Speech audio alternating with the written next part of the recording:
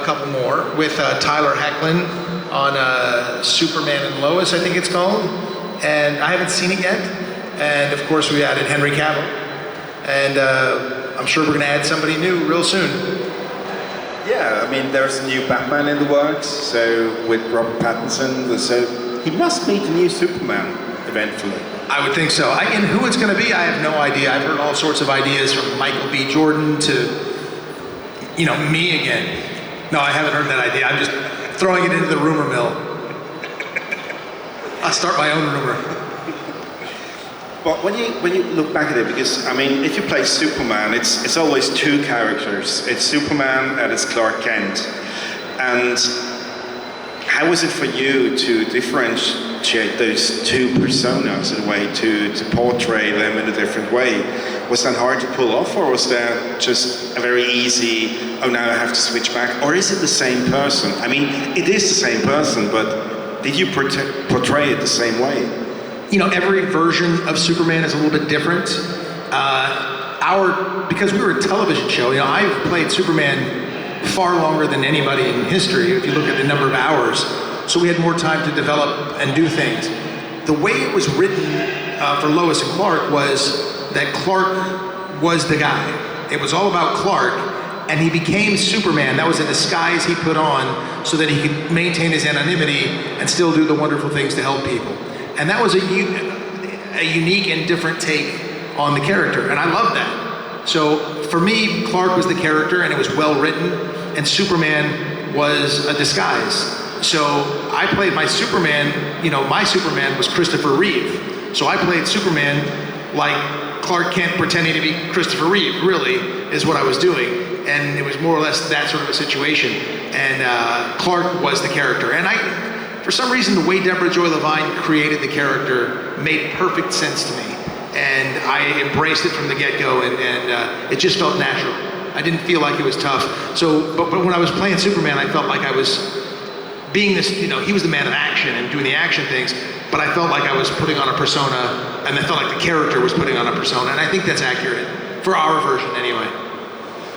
You came to acting through an accident in a way, through a literal accident, because you started your career as a human being, as a football player. That helped with the physique of Superman, probably. But how is that when you look back at it? Because when you were still playing football, you had a different perspective on your life back then, and it changed so drastically after an accident like this. So how was that feeling back then when you just thought, well, what I'm going to do now? Well, two things that I always did well in my life as a younger person was I did well in school, and I was a good athlete. And football was my sport of choice. And football, school, I wanted to go to the best school in the world. I went to Princeton University. I still think it's the best school in the world. Football, I wanted to play in the NFL. I got to the NFL, and then I got hurt. So I was very happy that I achieved my goals.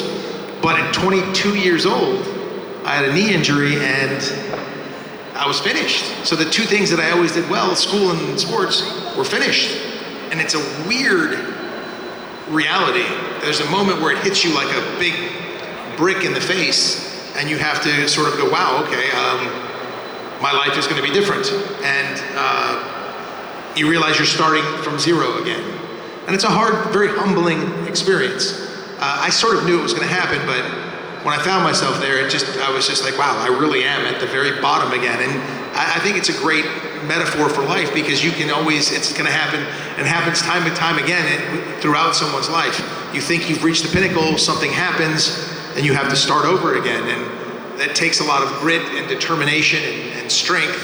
But for me, when I look at it, it sort of seems like it was, rich man problems, as we were talking about earlier, rich man problems.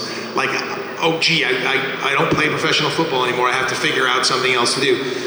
But it really felt like the bottom, and I had to start over. And I was a very, very young actor, wasn't very good, didn't understand acting that much, even though I was the son of a filmmaker. I understood filmmaking, but acting, I just wasn't so sure about. We were on year 3 of Lois and Clark. That's when I finally realized I wasn't going to play in the NFL anymore. I realized, oh my gosh, I'm never going. I always thought, sort of, as an athlete, you think I might make it back there. No, I finally realized that. But starting over as an actor, it was very, very difficult and very humbling. And I struggled like anybody else to step up to the plate and get better and better and better. And finally, I was lucky enough, and I say, those who work the hardest are the luckiest.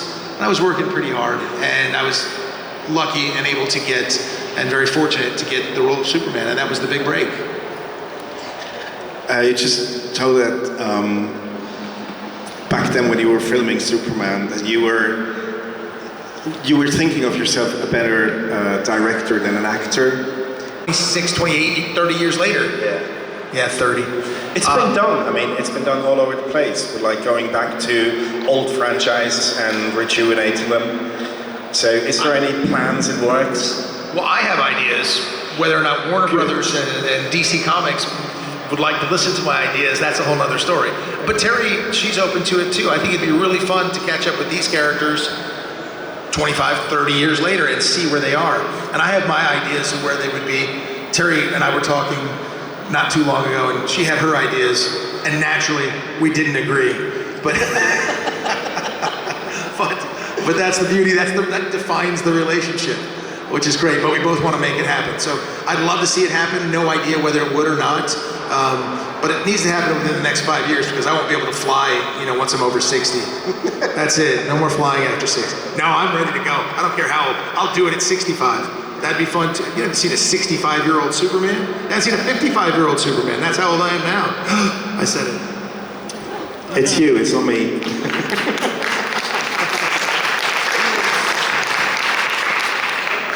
So, you talked about, like, when we talk about football, that change is always there. I mean, the only consistency in life is change.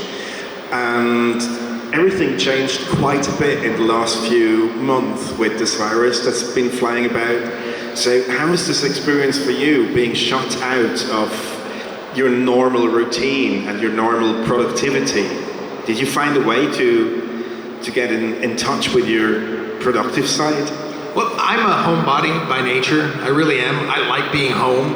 I love a routine. I like to have that sort of situation. And you don't get that as an actor. Everything's always, you're off to make this movie, it's all about this movie, 100%, and then you're done.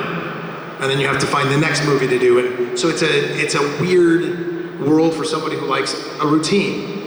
Doing a series is better because you have a routine, but it's too much. If you're the lead character, it's all encompassing. So for me, during this whole pandemic and everything that was going on, I was able to stay home, and it was nice. I still made a lot of films. There were just different protocols for doing so, and it made it more difficult. I couldn't travel as much, which actually was kind of nice for a little while, to stay home and be able to be home. And my son was in college, but they cut college a little bit short, so we had a lot of time together, and it was nice after a couple of years to finally be able to see my son and be with him again. But I wrote a lot. I did a lot of basically development stuff, and I set up a movie that I just directed and produced and starred in, which was great. To have the time to do that was really wonderful, and I enjoyed it so much. Can't wait for that film to come out. It's called Little Angels, and I'm editing it right now, and well, not right now because I'm here with you, but we're editing it right now, and we're in post-production, and it's coming along wonderfully, and I'm super happy with it. And I look forward to directing and writing more. I just took another writing job now. I was just hired to write this other project, and I enjoy doing everything, which is nice. But it actually, this pandemic actually made me, by default, just somehow made me more productive. Less travel, more productive. So can you talk about this movie that you just made a little?